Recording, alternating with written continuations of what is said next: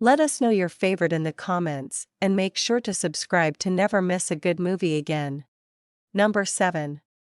28 Days. Your sentence was for 28 days of rehab or jail time. We carry our own bags here at this end of the Sheridan. Smile!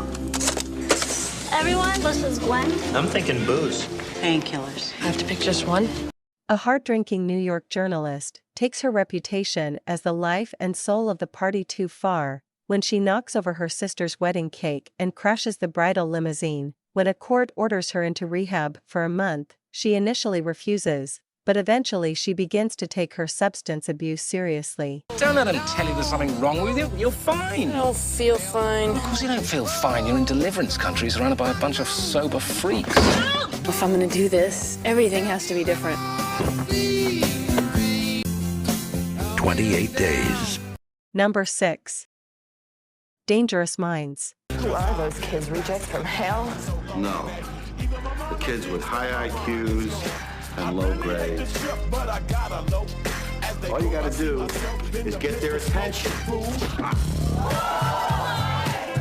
Former Marine Llewyn Johnson lands a gig teaching in a pilot program for bright but underachieving teens at a notorious inner-city high school. After having a terrible first day, she decides she must throw decorum to the wind. When she returns to the classroom, she does so armed with a no-nonsense attitude, informed by her military training and a fearless determination to better the lives of her students, no matter what the cost. There are a lot of people who live in your neighborhood who choose not to get on that bus. That is a choice. There are no victims in this classroom. Number 5. Freedom Riders. My name is Erin Brockovich. Schools are divided into separate tribes. We kill each other over race, pride, and respect. We fight for our America. Stay on the line if you've lost more than one friend. 3, 4 or more. A dedicated teacher in a racially divided Los Angeles school has a class of at-risk teenagers deemed incapable of learning. Instead of giving up, she inspires her students to take an interest in their education and planning their future. She assigns reading material that relates to their lives and encourages them all to keep journals. From this moment on, the person you were, that person's turn is over. Everyone has their own story. We're gonna write in these journals. I can't go back to the way it used to be. Need you. Nah, man, I can't. She told us we had something to say to people.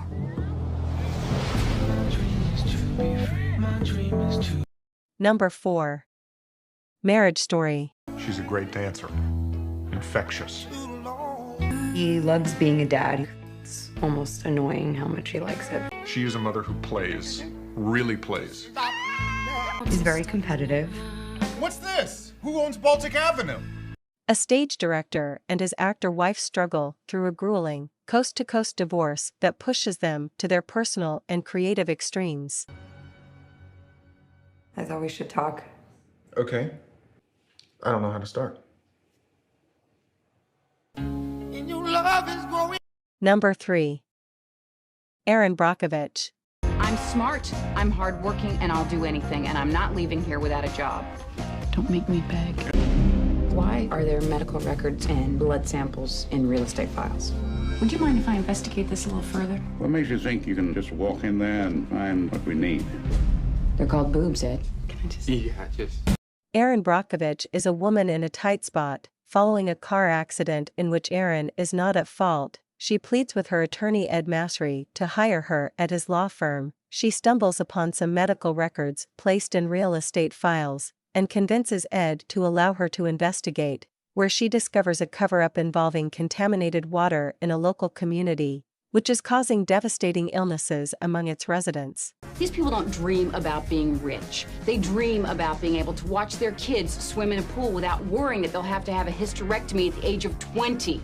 By the way, we had that water brought in special for you folks.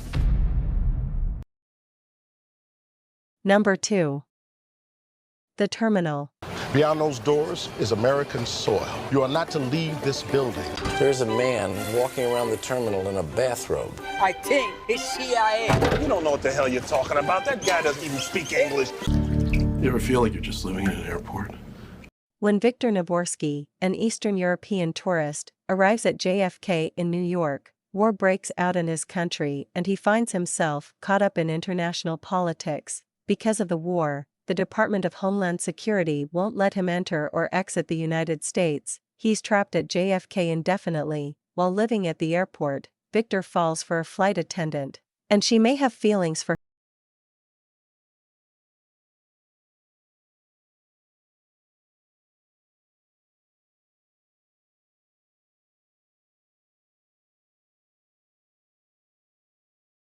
one. Good Will Hunting. I've been looking over this rap sheet of yours. Assault, theft, resisting. I've spoken to the judge, and he's agreed to release you under my supervision. Really? You have to meet with a therapist every week. How many shrinks you go to before me? 5. This boy's genius is unparalleled, but I need someone who can get through to him. Will Hunting has a genius-level IQ but chooses to work as a janitor at MIT. When he solves a difficult graduate-level math problem, his talents are discovered by Professor Gerald Lambeau, who decides to help the misguided youth reach his potential. When Will is arrested for attacking a police officer, Professor Lambeau makes a deal to get leniency for him if he will get treatment from therapist Sean McGuire. I can't learn anything from you unless you want to talk about you. You can do anything you want. You are bound by nothing.